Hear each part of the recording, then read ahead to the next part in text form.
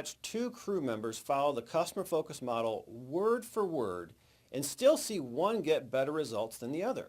How can that be?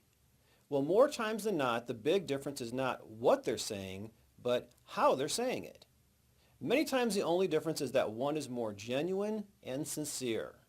Now that's easy to say, but as simple as that concept is, it truly sets top service advisors apart from everyone else. Well, it starts with understanding what being sincere and genuine looks like and sounds like. It starts with eye contact. Look the customer in the eye when you point out their need and make your recommendation.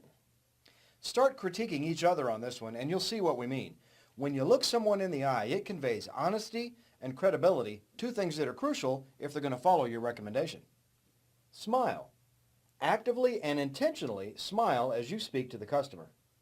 Research has proven that your voice actually sounds different when you smile. You sound more friendly and enthusiastic. Well, it also makes you look more engaged and sound more enthusiastic about what you're recommending.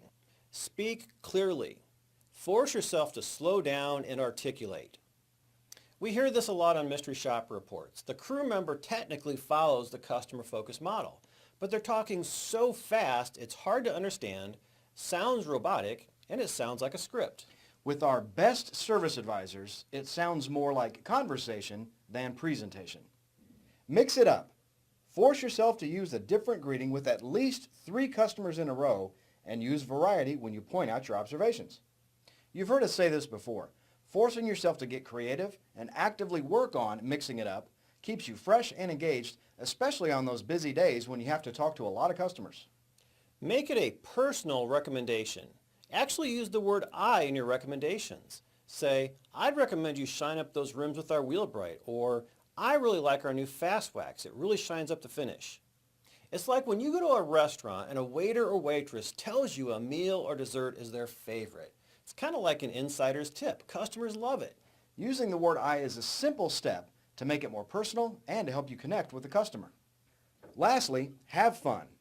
Laughing, joking around, and small talk are all great ways to break the ice with the customer and connect on a personal level. It also keeps you fresh and energized. This is a great way to add your personality to the customer focus model. I believe you go into it with like a good attitude, and if the customer mirrors that attitude, that happy attitude, like welcome to crew, if they mirror that and mimic you sort of, it does end up being a good interaction. And it's all about the smile and eye contact, making the personal connection with them and using a personal recommendation for what they really need is what's going to set you apart out here. I know that whenever I smile at a customer, they definitely feel more welcome, and especially when they want to upgrade, they know they are going to feel better about what they're getting.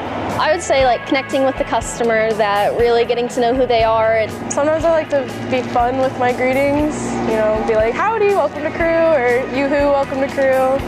I would say really making a connection, making eye contact with the customer, and really picking out specific needs for that one person, knowing what their car needs, rather than just a recommendation that you give to every other customer. You genuinely connect with them, and then they can tell that you're being sincere, that you're really trying to help them get the best wash and to get the best value for what they're paying for. But overall, you just have to think to yourself to slow down and then let them talk first, and then reply for whatever needs they have. I just make them feel genuine, so if I notice something major, I will just recommend the wash or the perk that feels special to them, so they know that they're getting the best wash. And have fun with it, really connect with the customer. You can tell that they appreciate that, they know that they're getting the best value for their money, that they're getting the best wash that suits their needs. I do try to speak clearly so that they can hear me. I don't have to repeat myself, and it just makes things better for both of us. Anytime you can make it sound personal, or if it is a legitimate recommendation from yourself, is going to be the best possible way. If you're just sounding like a robot, no one wants to buy from a robot. They'd go to a vending machine if they wanted that. Now we know those are some pretty simple principles, but they truly are what set top service advisors apart from everyone else, and they might be that missing ingredient to help you become that top service advisor yourself. As a general rule, we can safely wash most vehicles with rear wipers. There are a few wipers where, due to their design or condition, we need to utilize a wiper bag to ensure they can go through the wash safely. To ensure the safety of our customers' vehicles, every rear wiper must be inspected by the service advisor. If you see any of the following, you will still need to place a bag on the rear wiper. All Honda CR-Vs, all Honda Odysseys, all Toyota 4Runners, any wiper that can't be properly seated in its rest, any wiper that shows signs of damage such as being bent, broken, or loose, wiper blades that have sharp exposed metal edges that could snag the cloth, especially on the tips of the wiper blade. This is often the old rigid style of wiper blade. Any wipers that appear to be old and rusty, or wipers that don't lay flat against the windshield. Beyond visually inspecting the wiper, you should slightly lift the wiper arm in order to ensure its mechanical integrity. If you question whether or not any vehicle needs a bag, ask your manager or play it safe and just bag it. If the wiper is in good condition, passes inspection, and no bag is needed, the service advisor will mark a check on the driver's side of the rear glass. The passenger side prep associate and director also play a key role in wiper safety. If you see any rear wiper with no bag or marking, it must be inspected and the necessary action taken before it enters the wash. Any wiper that's damaged and not inspected or bagged as needed will be treated as a human error damage.